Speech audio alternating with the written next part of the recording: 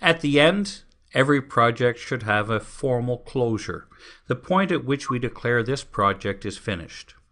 This would often be based on the fact that we've completed the user acceptance testing, the system has been moved into production, it's now been signed off by the sponsor that says, yes, we have delivered and the project is now finished.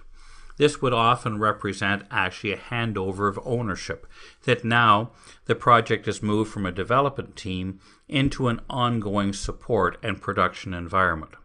We would now close out the financials, the budget items and so on that are used in order to track project costs. One of the areas we must always do is document any outstanding issues. At the conclusion of nearly every project, there could be some items that were out of scope, or there's some items that were quite simply not able to be delivered as part of this project that should be considered in a future enhancement. It's good to then document these outstanding issues, that we have a record we can go back to for then future project maintenance or improvements.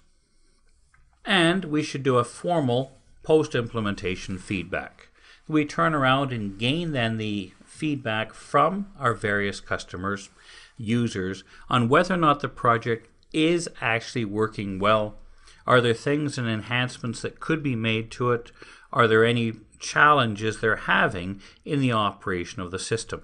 Now, sometimes those challenges may just be part of the learning curve, but in other cases it could be that we didn't design it quite as efficiently as we could have. The other thing we should check as part of this, of course, is that we have then all of the proper documentation as well.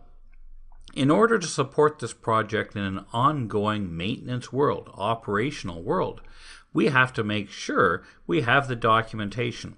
And that documentation should always be living.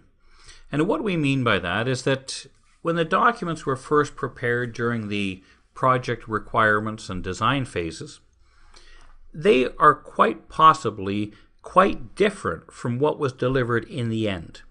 In the end, now that we're at the actual production phase, the operational phase, our as-built product is substantially different from the original design. That's fine. Changes have come along and there's been some improvements and some adjustments that have been required as we develop the project. But those must be documented. So when we come to ongoing support, we actually have documents that say what was actually done, not what was just originally designed.